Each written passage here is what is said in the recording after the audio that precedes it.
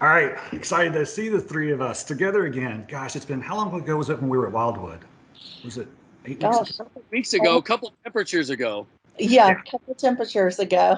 leaves Two- were a little bit greener. Yeah, yeah. So this is Kitty Howard here with Oxmoor Auto Group. I've got Kim Holzclaw from Blessings in a Backpack. For some of you all know her, some of you don't. Most everybody knows Tony Vanetti that's on here as well. So thanks for jumping back up. We talked about this before. We kind of wanted to see what this was going to turn out to be, get some recap. So since we met last time at Wildwood, Kim, how are the kids doing? What are some of the has there been an impact made? Right. Well, we were fortunate enough to raise over $30,000 net from the Wow. golf scramble, which is amazing. And with that money, that'll feed approximately 250 kids for a whole year. So great job. Thanks everyone for your support. It was wonderful. So that's been our biggest accomplishment since then. Our challenge has just been getting the food to the kids with them having school remotely. It's always a challenge to make sure that they're getting the food they need from Blessings. We're fortunate enough till it's worked out with JCPS and our volunteers there to help distribute the food during the week when the kids come by to pick up their free and reduced lunch, breakfast, and lunch. Um, so when she says 250 kids, let's break that down a little bit. Let's put this in perspective. Okay, that each child, each person is going to be able to eat all year long. So That's from right. one afternoon of golf, 250 kids don't have to worry about going to sleep hungry, waking up hungry, sitting in class hungry. Um, it is an amazing accomplishment for one afternoon in golf. 250 kids. Nobody should have to worry about where they're going to, if they need a cracker, or they need an apple. Look, and the blessings takes care of all that for us. It is really an amazing accomplishment for the golf scramble. So congratulations. Thanks. Thank you. So, Tony, I love the passion. And I picked up on that passion when we were out there at Wildwood. It was so much fun out there getting to know a little bit more about Blessings. I didn't know as much as I need to know, and I think that's one of the things that's really filtered back from when Gabrielle and I were out there meeting with you all and getting it back to our organization. So, kind of looking, we're rolling into Q4, which feels like about Q13 of 2020, but Q4 of this year. Kind of what are some of the needs that you have at Blessings for the remainder of the year? It's going to start getting colder. Kids are going to be home even more. Um, Blessings in a backpack, and I will tell you why I'm so passionate. And I've done this for 30 years, and I've worked with every charity known to man for the last 30 years. Okay, there's not one that I usually say yes. If you call them, I'm free. I'll help out. Whatever we're gonna do, right? I'm not a saint. I'm just helping out. It's what you do. So you just do your thing. So Blessings in a Backpack is the most quantifiable charity I've ever worked for. There are great charities in Louisville and around the world that you throw money at and you're not sure whether you're doing any good, right? Um, Kids are starving in our city. Heroin, and let me break it down for you. Heroin has wiped out an entire generation of parents. There are no parents, okay? So if you're asking, well, we have welfare, we have food stamps, why aren't we doing that? Well, we're doing that. The problem is kids are being raised by their grandparents if they have grandparents. These are all kids in Jefferson County Public Schools. It is not exclusive to the West End or the South End, okay? This is Wagner High School has a food pantry. That is in the heart of St. Matthews, one of the most expensive districts in Louisville. All right. This is not exclusive. This isn't a social economic issue. These kids have lost their parents. They have no food. Now, it's about $100. It goes up and down, but a little bit over $100 feeds a child for a year. Let me explain the ripple effect of feeding a child for a year. The child's discipline problems go down. The grades go up. That's not rhetoric. That's a fact. Okay. So you pull 100. I go to Drake's with my wife. We have drinks on a Saturday night with some food. It's $120. I could skip that and pay for a child to eat for a year. Now, these kids are starving. They're chewing on their sleeves. They sit in class and they do this. because their stomachs hurt because they're so hungry. They eat paper. They eat paper. I mean, what year are we living? What is this? What is going on? This is in Louisville, Kentucky. So I am passionate because it's so fixable. Blessings in a Backpack is not some humongous organization that has some gigantic brick and mortar that they have to pay all these CEOs and all of these people. That's not what's happening. The $100 and something goes to each kid. It doesn't go to a CEO salary. It doesn't go to an electric bill. It goes to feeding the kids. And then Jefferson County Public Schools are a mess. They're a mess. So you've got 100,000 kids. And then how many are, Kim, what's the number out of 100,000 kids? Well, before COVID, that number was 64,000 that qualified for the free and reduced lunch program, which means they qualify for blessings. However, Feeding America is estimating that food insecurity has grown by 40% since COVID.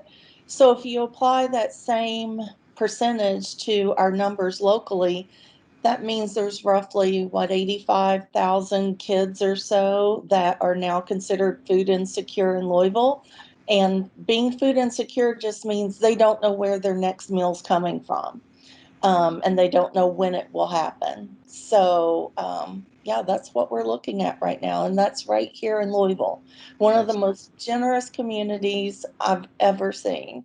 I think our biggest challenge is people just don't know. They don't realize it. And I have to be honest, before I started working for Blessings, I never thought about what these kids did on the weekend. You think about them getting the free breakfast and lunch at school, and it never crossed my mind as to what they do on the weekend. Well, of course they need food on the weekend. The problem doesn't go away when they go home for the weekend. Um, so I think it's great that that's where we come in. We bridge that 65-hour weekend gap, and a little bag of food for $120 solves that problem. I don't think any of us want to live in a society 10, 15 years from now where we didn't take care of our kids, and the effects of not taking care of our kids just by providing food has a ripple effect on their entire life. I mean, kids who are food insecure are more prone to mental illness, suicide, um, improper growth. They're unable to learn like their well fed peers. Their IQ is typically lower. They drop And out. yeah, and like you said, Tony, these aren't just numbers I'm throwing out. These are cold hard facts, statistics.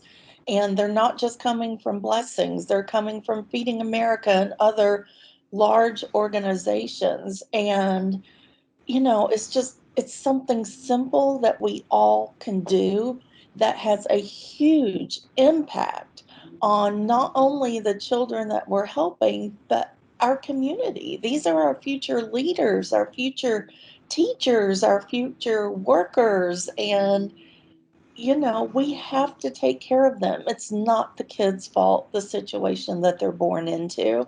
And it's not just a drug problem. It's, especially since COVID, so many people have lost their jobs. So you're looking at a huge increase in the number of kids who are now food insecure. And it's to no fault of their own and no fault of their parents, just the way it is. I want to caution people, because once you start to dive into Blessings in a Backpack, it's almost an addiction, because you will find, I mean, it really, look at me. I've been doing this 30 years. I'm so jaded. I'm a jaded radio guy, right? I don't, nothing affects me emotionally. I'm like, well, it sucks for you. But this charity is insane. It's insane to me that our children are starving. My brain doesn't, I never have ever wanted for a meal. My kids have never not wanted for a meal. This is insane. And I was that guy too. Well, they got food stamps. What are you talking about? They're not home. They're not there. They only eat if they go to school. This Jenny Alvey is a friend of ours. She's Blessings Backpack. She started because her sister or cousin's a teacher, and the teacher was talking about the kids didn't want to go on Christmas break. And she went, what? And they didn't want to go on Christmas break because they knew they weren't going to eat for 2 weeks. What kid doesn't dream of the last class before Christmas break? We all did. We all was like, oh my gosh, Santa's going to be next. And we're off for school for 2 weeks. I was especially happy because we were out of school for 2 weeks. But they were just, well, am I going to eat for 2 weeks? She started crying at the meal. Like, what? Why are you telling me this? So she got involved. This basically is what Blessings in a Backpack, Louisville, Kentucky is. It's moms. It's moms that say, not on my watch. Yep, exactly. Well, that's how we started. If you don't know the backstory about Blessings, in 2005, a lady named Missy Hammerstrom was having lunch at Roosevelt Perry Elementary School, volunteering that day. And so she was having lunch with the kids. They were sitting around her and talking to her. And, they get excited when an adult comes in to have lunch. So anyway, after everyone ate, this little girl came up to Missy and said, "Can I have your apple?" Well, Missy thought she was still hungry for lunch. And she said, "Oh, if you're hungry, I'll buy you some more food." She said, "No, I just want it so I'll have something to eat this weekend." Well, just like Jenny, Missy's like, "Not on my watch. This can't be happening here." So she went home, she told her husband, clear out the garage. She bought every backpack she could that night, and friends, family, church, her office all chipped in to fill those bags of food. She took them back to the school and she said, "Make sure these kids get this on Friday so they'll have something to eat." And then from there, it just exploded. She partnered with a local philanthropist to kind of get the financial backing that she needed to keep it going. And, it's just grown from there. So Louisville's our headquarters. We're born and raised right here in Louisville. We're now a national nonprofit that serves almost 90,000 kids all over the country. And, 100% of local donations stay right here in Louisville to feed kids. So where your money's going. And when COVID is all behind us, you can come out and observe the program in action. You can actually help distribute the food to the kids, and it is such a meaningful, touching experience because you see firsthand how much this means to these kids, and you see what a difference it's making. We have kids call the schools all the time. Like you were saying, Tony, they hate to be out for long weekends and for holidays. And that just blows my mind. And so they'll call if they're going to be absent because they're sick on a Friday or something. They'll call the school and ask that they hold their blessings bag so they can get it on Monday. I come at this That's from how much it means. yeah, and sorry to interrupt there, but I did want this to skirt by because I come from this a little different angle. I'm from a very small town in Western Kentucky, one of the poorest counties in the state. My mother was a social worker and then the family resource coordinator. And I remember on Christmases, us getting calls and kids didn't have food, and we would go around and collecting more donations through those programs, such as the Blessings in that area. And $120 in Louisville, trust me, somebody that comes from one of the poorest counties in the state, $120 for someone in a small county, it's hard for them to get $120. For us here in Louisville, I mean, Tony, you nailed that right there. When you're talking about going to Drake's and having a couple of drinks and getting dinner with your wife, same thing. My wife and I go out, it's $120.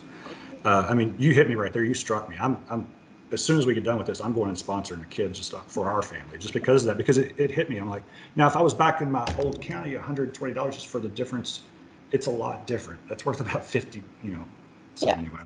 But so to see it here in Louisville is shocking because I was used to it growing up there, but then to see it here in Louisville with our big buildings and our fancy cars and all this stuff, it's a little bit shocking. So that's a good shock, though. We need that. We need that. So we went to the entertainment. We went to the night we had at Churchill Downs a couple of years ago, and we ended up drinking too much and spending way too much. We spent like $1,000, right? We were bidding on everything and it was crazy. And it was like $1,000. But on the way home, you do that normally. You do it for your school. You go, oh, well, I don't know if they need to buy a computer. You don't know. On the way home, we literally were conversation going, we fed 10 kids today. Like Yeah. we're for a year, we fed 10 kids for a year. There was no, what did we spend? Oh my, what's the credit card say? None of that. It was a celebration that we spent that money because it was like 10 kids are going to eat for a year. Exactly. Yep. So it makes a huge difference. So let's talk about that. So we went back after this, and that's kind of the point of this recap, and I was hoping to hear some of this. And I went back to our corporate side to make sure that we could do this, but I have an idea for some matching funds. What if us here at Oxmoor Hyundai were able to throw in some matching funds? Tony, you're a monster on the radio. Kim, she knows how to promote. Tony, what are your thoughts on getting something like that going? As far as there's a need.